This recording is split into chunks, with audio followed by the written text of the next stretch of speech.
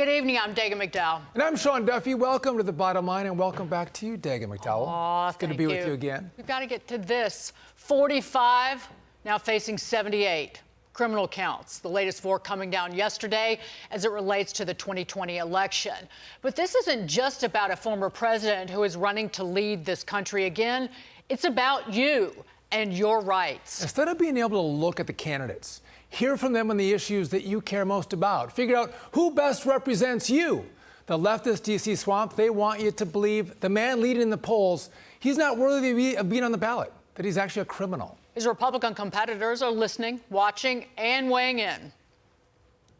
A general rule of thumb is if you're going to try to indict a political opponent and a former president in the middle of an election, it better darn well not be based on an unprecedented, untested, flimsy legal theory. That's exactly what we have here, which is dangerous. These agencies that have become weaponized, the FBI, the DOJ, against political opponents, that's a result of them not being held constitutionally accountable for many, many years. The American people deserve to know that on that day, President asked me to choose between him and the Constitution. While there has been weaponization at the Justice Department, and we certainly lived through it through the Trump-Pence years, that at the end of the day, history will hold Donald Trump accountable for his reckless words and actions on that day.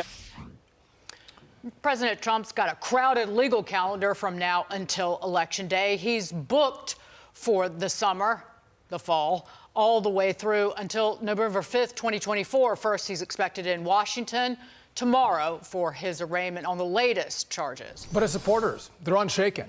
According to the Real Clear Politics polling averages, Trump holds a near 36-point lead over the closest candidate, and that's Governor Ron DeSantis. From where do we go from here? Let's bring in Fox News contributor, former Assistant U.S. Attorney Andy McCarthy, and Fox News contributor Deroy Murdock. Gentlemen, great to see both of you.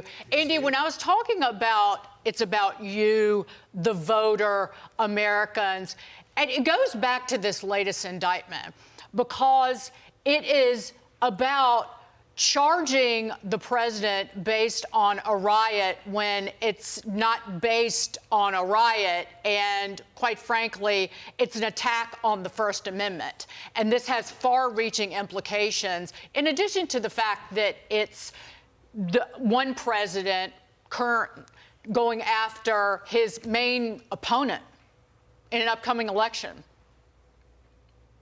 Yeah, well, Dagan, I think it is demagogic in the sense that there are no charges in the indictment with respect to the Capitol riot.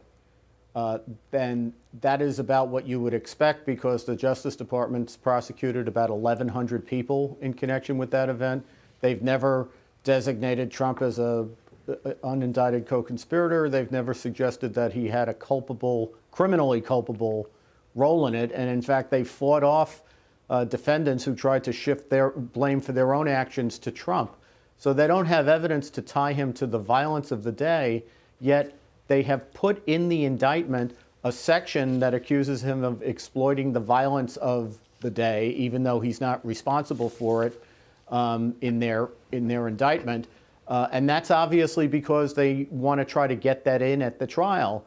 And then yesterday he gave a very short statement, Jack Smith did, after filing the indictment. It's only about a 3-minute statement. And what did he talk about? The Capitol riot and the police who were assaulted and the violent breaching of the Capitol, which is all a very interesting story, except it's not the indictment that he brought. It's not the charges that he brought.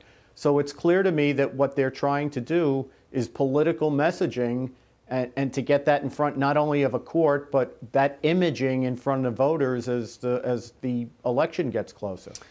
And Deroy, we can talk about Jack Smith trying to peer into the mind of Donald Trump, right? And what did Donald Trump know? When did he know it? And so they'll rely on this point that people told Donald Trump, you actually lost the election, even though Donald Trump didn't believe that. That's like people telling me Joe Biden is lucid. That's not going to change my opinion of Joe Biden. I look with my own eyes and make my own opinions. Donald Trump is entitled to the same thing on the election, right? He is. I mean, somebody could say to him, look, Donald J. Trump, you're really the Prime Minister of Italy.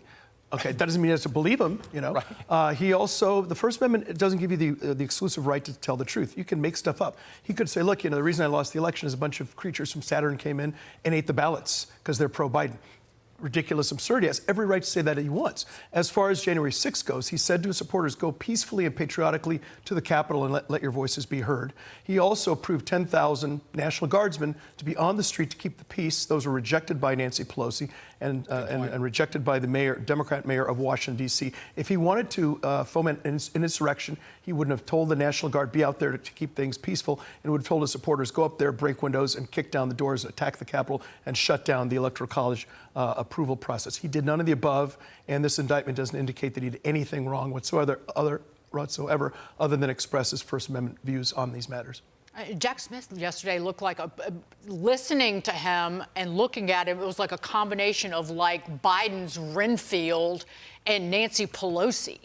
And it was just astonishing. But the left's attacks on Republican candidates have been getting worse and worse by the decade.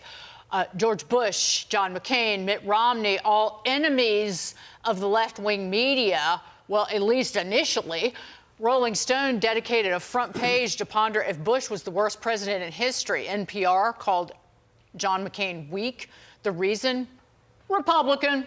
The Atlantic said Mitt Romney's dumb comments would haunt him. Demonized until they became anti-Trump. Now it's the left and their Republican sweethearts against the bad orange man. And Andy, I think this is par for the course. They hated George Bush. They viciously attacked Republican candidates, but whether it's George Bush or Mitt Romney or before he passed John McCain, because they hated Donald Trump, all of a sudden they became the darlings of the left, which tells you this isn't about truth. This is really about politics. Yeah, well, I think that your point and Dagan's marshaling all those statements, I think that goes to the point that Deroy just made, which is that the First Amendment, and when you're talking about political speech in connection with elections, you're talking about the core of the First Amendment, the core protection of free expression. You're allowed to engage in, and so is the media, frankly, in obnoxious speech, in aggressive speech, and false speech, as long as you stay on the right side of the bright line, which is violence.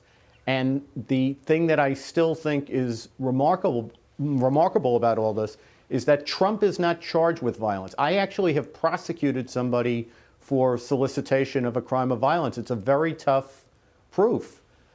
They don't have it against Trump, and yet all of their rhetoric about the case, and even in an indictment where he's not charged with violence, is about violence. And seditious conspiracy you've charged. Yep, and that's not in there either. Exactly. Deroy, Democrats have also contested election results in the past. Take a listen. This is not a speech of concession, because concession means to acknowledge an action is right, true, or proper. As a woman of conscience and faith, I cannot concede that. He knows he's an illegitimate president. He knows that there were a bunch of different reasons why the election turned out the way it did. Speak. Yeah. Well, I'm trying to stifle because I was about to say something. I can understand why you want to explode. Look, Democrats are accusing Republicans of doing exactly what they've done. You know, go back to Bush v. Gore. Al Gore could have said, you know what, George W. Bush won the election. I'm going back to Tennessee. No, he fought that. He litigated it. People were out in the streets demonstrating peacefully. They took it all the way to the Supreme Court. He had every right to do that. Hillary Clinton had every right to say that Donald J. Trump didn't win the election legitimately as long as she didn't engage in violence. You did have people who were burning down cars, attacking a limousine at the inauguration and so on.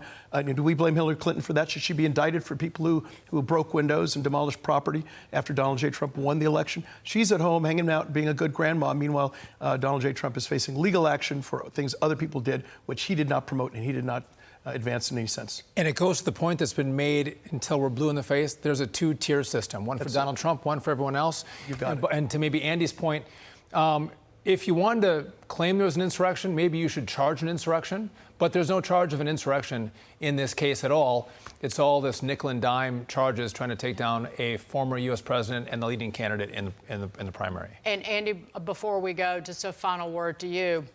and there were never any charges against Hillary Clinton for crimes, crimes that put the United States at risk. Final word. Dagan, I'd put it this way. It's kind of like the Hunter Biden indictment. You know, maybe someday there'll be one. Andy McCarthy, well said. Deroy Murdock, Tip of the both hat. of you. Thank you guys Great for joining to us. see. Appreciate it. Thank you.